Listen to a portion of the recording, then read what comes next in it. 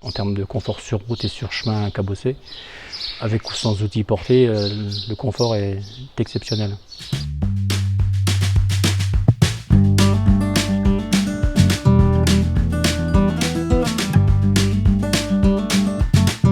J'ai pu essayer le JCB 4220 Taycan sur plusieurs travaux. Donc j'ai fait de l'épandage de fumier avec un épandeur de 15 tonnes. J'ai fait du déchômage, donc déchômage à dents avec un outil de 5,60 m, type Conskill de portée.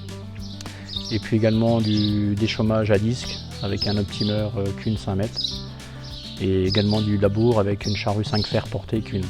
Donc les 220 chevaux du Fast Track sont bien là. Sur la route, malgré la puissance, la boîte Vario a tendance un peu à lisser en fait, cet effet de puissance.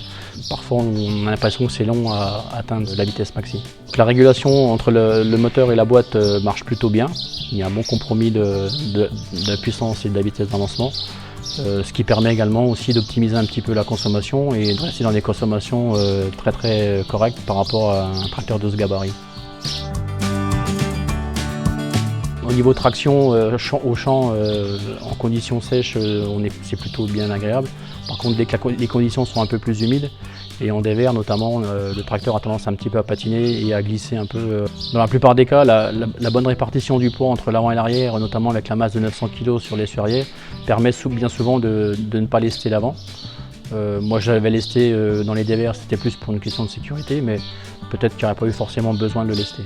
Le Fast Track a la particularité d'avoir donc 4 roues égales et 4 roues directrices, donc c'est un gros avantage par rapport aux manœuvres de bout de champ. Donc il a un rayon de braquage assez faible et intéressant dans les manœuvres. La cabine est un autre point fort du JCB Fast Track, c'est une grande cabine spacieuse avec un grand pare-brise qui offre une visibilité totale sur l'avant. Malgré le capot un peu profilé large sur l'avant, on a une visibilité qui est intéressante. Au niveau de l'espace, donc après on a différents petits rangements dans le JCB. On a un vrai frigo qui marche plutôt bien, qui est assez intéressant. Par contre on a des petits espaces sur les côtés pour mettre du rangement. Dommage qu'il n'y en ait pas des plus grands et qu'il n'y ait pas notamment d'origine, de série, un support de téléphone. Au niveau des commandes, il a une bonne ergonomie, tout est réparti entre la coudoir et le montant droit. Juste petit dommage que le frein à main reste sur le côté droit en bas. Bon, il aurait pu être associé sur la coudoir. Donc les joysticks sont assez intéressants puisqu'on peut configurer chaque bouton avec différentes fonctionnalités. Donc on a un écran tactile relativement assez grand, assez intuitif. Toutes les fonctions sont relativement simples et claires. Il suffit de cliquer dessus, ça vous laisse un choix intéressant et facile de compréhension. Donc on a 5 pages de travail sur lesquels différents affichages sont paramétrés. Le joystick permet de gérer la vitesse d'avancement et de ralentissement. Ici on trouve 2 boutons 1 et 2 qui permettent de mémoriser 2 vitesses d'avancement préprogrammées et le bouton central qui permet de fixer une vitesse maxi limite. Et donc 5 autres boutons qui sont totalement configurables sur lesquels on peut mettre n'importe quelle fonction du tracteur. Le deuxième petit joystick qui est généralement plus dédié à la partie hydraulique, donc ils avaient 4 boutons sur lesquels totalement paramétrables au niveau des fonctions. Et un bouton ici pour doubler en fait les fonctions, donc qui permet d'avoir 8 fonctions en plus de la croix du levier. Donc au niveau des relevages, que ce soit l'avant ou l'arrière, donc on a 2 boutons qui gèrent chacun avec 2 molettes qui gèrent les contrôles de position de l'avant et de l'arrière. Le seul petit point qui manquerait, c'est d'avoir 2 boutons d'approche pour l'avant, puisqu'on a les mêmes sur l'arrière qui permettent d'ajuster l'attelage d'un outil plus facilement. Ici donc on retrouve nos boutons des distributeurs à sélecteur là, sur lesquels on peut affecter n'importe quel distributeur et du coup la couleur change en fonction du distributeur affecté. Ici donc on a 2 boutons, dont un bouton qui permet de passer de la gamme champ à la gamme route.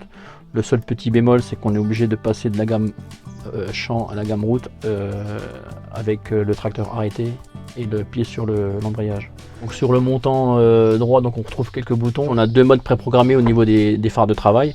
Donc on s'aperçoit qu'avec les 2 modes, on peut gérer l'éclairage avant ou arrière avec le nombre de phares que l'on veut. L'éclairage LED est très efficace. Et également donc toute la mode de gestion pour les 4 roues directrices, donc soit en 2 roues, 4 roues ou en mode personnalisé. Dans la gestion des fonctions principales, Moi j'ai bien apprécié la gestion des fourrières qui est facilement réglable, ainsi que le GPS qui est assez intuitif et qui est facile à régler aussi, ainsi que tout ce qui est distributeur où on peut facilement paramétrer les temps et les débits assez facilement. L'écran d'affichage qui est situé devant le volant est suffisamment grand avec des informations essentielles sur la gestion du tracteur, la température, les niveaux. Il n'y a rien de paramétrable dessus, mais on a l'essentiel des informations. Du côté de l'entretien, il est assez facile à faire. Donc, il y a un grand capot amovible, les côtés qui se démontent, les radiateurs qui sortent en accordéon. Le seul petit bémol éventuellement ce serait le filtre à air qui est au-dessus du moteur, mais sur lesquels les verrouillages sont difficiles d'accès, notamment ceux en dessous. Donc, tous les filtres sont sur le côté gauche de la machine, donc ce qui est appréciable. Le seul petit bémol c'est que l'angle de braquage des roues en fait, limite l'accès entre la roue et le moteur. Donc, sur le côté droit on a l'avantage d'avoir le dépollution qui est bien caché sous la cabine. Et derrière, on trouve donc tous les éléments électriques, notamment les batteries, le coupe-batterie ici, avec différents systèmes de réservoir de lave-glace et le système de freinage qui est dessous. On a également le niveau d'hydraulique qui est sur le côté là, avec le bouchon de remplissage. Et l'avantage de chez JCB, c'est que l'hydraulique et la transmission, c'est deux huiles séparées. On a ici l'accès au filtre à air de la cabine qui est assez facile d'accès. L'accès à la Deep Blue et au GNR sont pareils, sont un petit peu hauts. Les commandes sur les ailes sont faciles d'accès tout en attelant l'outil. Le système d'attelage est relativement costaud et bien pensé, même si les bras incurvés, la forme incurvée liée à l'aspect des 4 roues directrices. Il est bien pourvu en termes d'équipement hydraulique et électrique, donc 4 double effet, des prises isobus, des prises 12 volts, etc. Des prises pneumatiques.